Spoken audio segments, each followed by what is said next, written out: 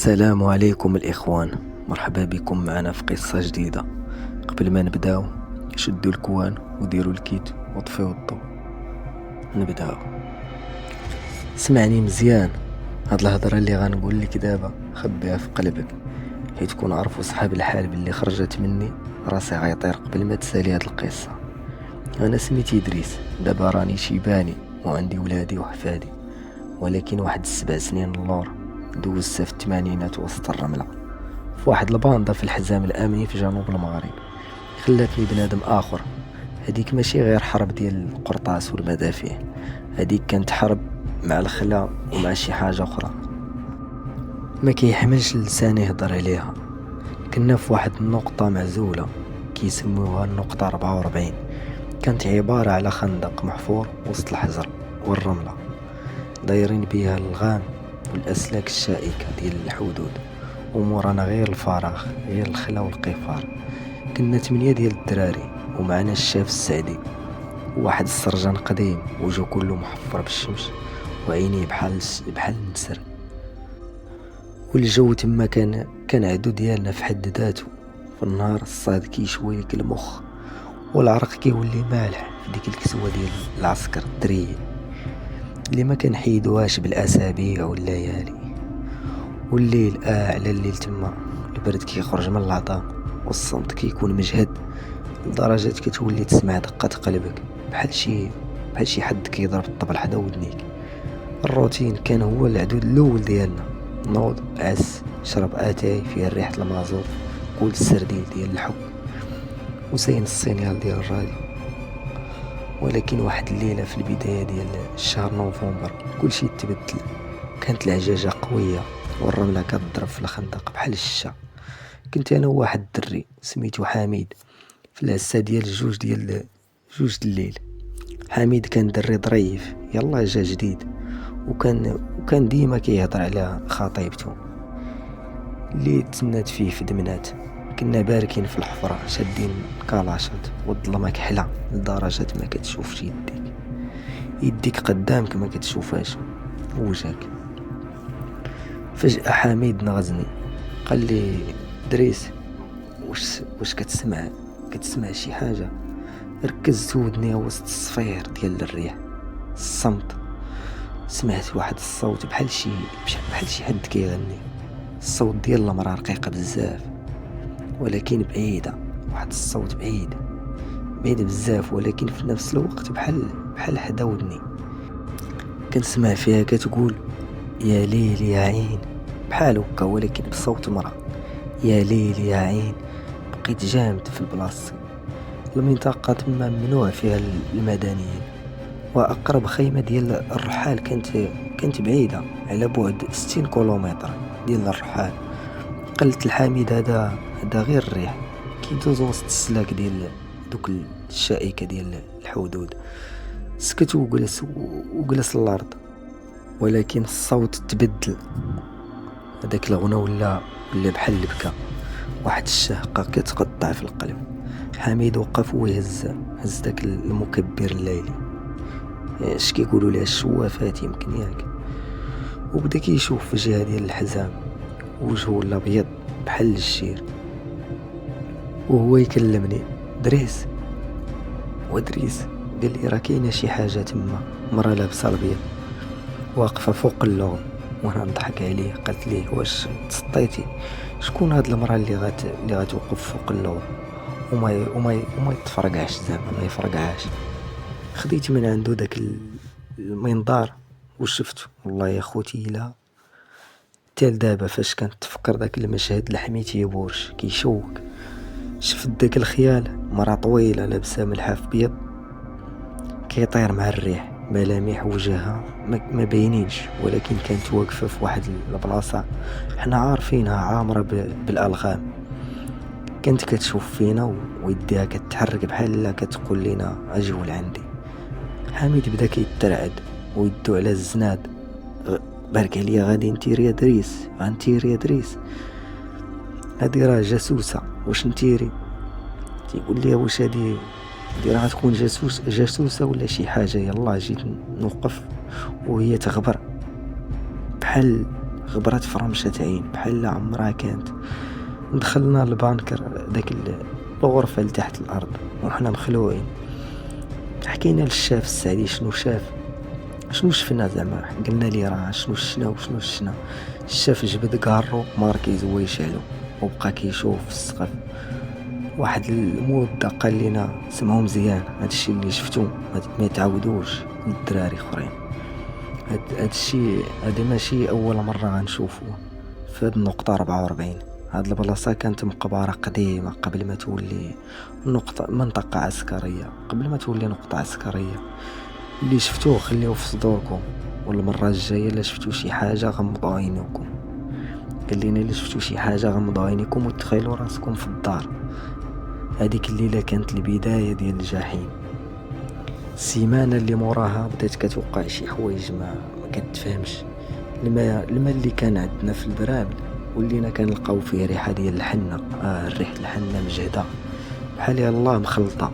والماكلة ولينا كناكلو فيها الرملة رقيقة بزاف، وخا الصندوق كيكون مسدود بالسارود. الدراري بداو تيقلبوا. الله معطي واحد الدري من وزان كان قناص واعر، ولا كيهضر بوحدو في الليل، كينوض وسط الناس، كيمشي لواحد القنت في البانكر داك لاكا فين كينهبطون. المهم داك البانكر اللي كيدخلوا ليه تيكون تحت الارض، وكيبدا يهمس بحال كيهضر مع شي حد تحت الارض. واحد النهار وحنا جالسين كنتسناو التموين، الشاحنة اللي كتجيب الماكلة، سمعنا الصوت ديال الانفجار مجهد.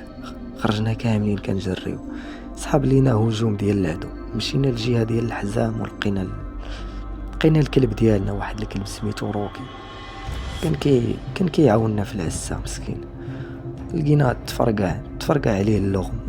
ولكن الغريب ماشي هو الانفجار، الغريب هو اننا فاش قربنا للجثة ديالو لقينا اليدين ديالو الرجلين ديالو القداميين مخيطين بالسلك، واحد السلك في شكال السلك غريب ديال النحاس ومصبوغين بالحنة. شكون اللي غيدير هاد الشيء وسط الحقل ديال اللون في الثواني؟ الشاف سعدي ملامح ديالو ولاو قاصحين بزاف. امرنا نرجعو ونضاعفو العسة. التوتر اللي كيتسمع في الهواء، ولينا خايفين من بعضياتنا اكثر ما خايفين من العدو. الليل ولا كيجي طويل، والظلمه ولات بحال كتقتل وتخنق. وليت كنسمع التنفس ثقيل تحت الناموسيه ديالي، وفاش كنشعل الضوء ما كنلقى والو غير الريحه ديال الغمال وسميتو ريحه الغمال والورد القديم. في الليله 15 في الشهر كانت القمره كامله، الضوء ديالها كان كيبين الرمله بحال لونها فضي. حميد كان عنده القريد اش تيقولوا ليه. المهم هذيك العسه فوق البراج، وفجاه سمعنا غوته وحده مجهده قطعت الصمت ديال الصحراء. طلعنا كنجري ولقينا البراج خاوي. الكلاش ديال حميد كان محطوط في البلاصه، والجاكيت ديالو الدري ديالو معلقه، ولكن هو ما كاينش. قلبنا عليه بالبروجيكتورات، عيطنا بسميتو حتى للصباح والو. حميد غبر وكأنه تبخر. من ذاك النهار الروح ديال النقطة 44 مات. السرجان السعدي ما بقاش كياكل، وبقى غير جالس في المكتب ديالو كيكتب في واحد المذكرات ديالو، والدراري بقاو غير ربعة. ولينا كنحسو بلي حنا مراقبين من كاع الجوايه. فاش كنت كنمشي للطواليت الحفرة بعيدة شوية، كنت كنسمع حميد كيقول لي دريس عاوني راني تحت، راني لتحت. كنت كنخاف نطلع حيت كنت عارف بلي الصوت ماشي ديال بنادم ادمي، ماشي بنادم حي. شويه وهي تبدا واحد العجاجه كبيره مجهده، واحد العاصفه رمليه مجهده لدرجه الحيوط ديال البانكر بداو كيتزازاو. الضوء ديال المولد طفى، داك المولد ديال الضوء طفى، وبقينا في الظلمه. واحد شويه سمعنا الصوت الخطوات، طك طك طك، خطوات ثقيله كتمشي وسط الخندق. السرجان السعدي خرج وسد الباب وراه، قال لنا ما تخرجوش، مهما سمعتوا ما تخرجوش. بقينا لداخل شادين الكلاشات ديالنا وصدرنا كيطلع ويهبط. سمعنا غوات السرجان والصوت ديال الرصاص، بحق بحق 2 قرطاسات، ولكن الرصاص ما كانش كيضرب في شي حاجة ديال الحديد، كان تيضرب في شي حاجة بحال منفوخة. من موراها سكت كلشي، واحد الصمت مرعب.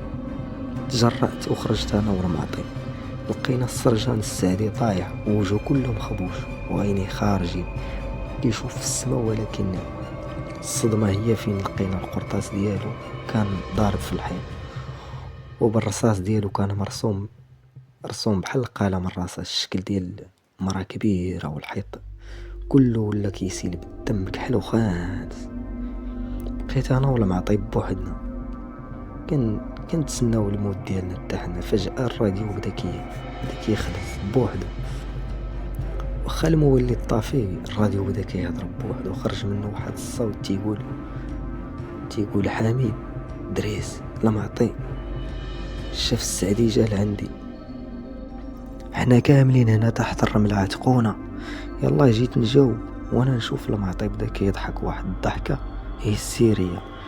هز الكلاش ديالو حطو تحت حنكو، وقبل ما ندير اي حاجة سمعت بحق. يلا بغيت نعتقو وانا نسمع بحق طلق القرطاسة. لما عطي طاح قدامي، بقيت انا بوحدي، بقيت جالس في ديك الظلمة شاد واحد التسبيح كان عند الوالد، وكنقرا آية الكرسي.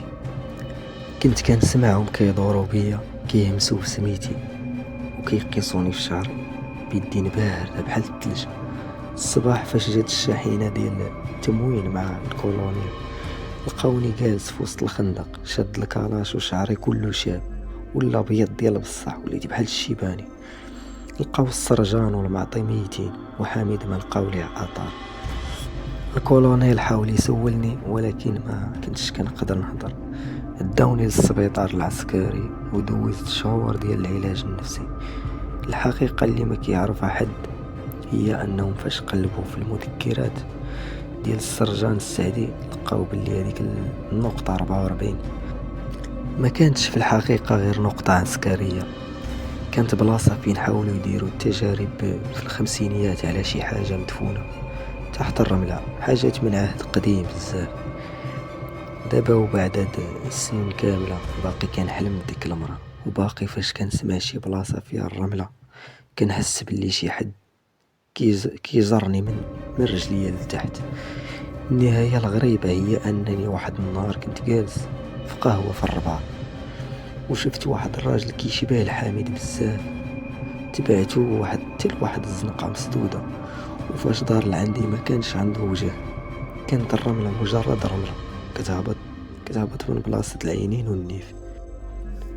وهذه هي القصة ديال نقطة 44. فاش تمشي للصحراء وتشوف الرملة كطير مع الريح فكر مزيان، واش هداك غير الريح ولا هادوك هما اللي تما كيتسناو في الضيف الجديد اللي غيدخل الخندق وما يخرج. واش بغيتو نكشف ليكم شنو لقى الكولونيل في داك البانكر فاش دخلوا ليه مورا ما داوني، ولا نخلي السر مدفون؟ اش بان لكم العزاز، ولا نخليهم مدفون السر مدفون تحت الرملة؟ المهم هذه هي نهاية القصة. اللي بغيتو تعرفوا شنو السر اللي لقاو كومونطيو ديروا جيم نتوما تما.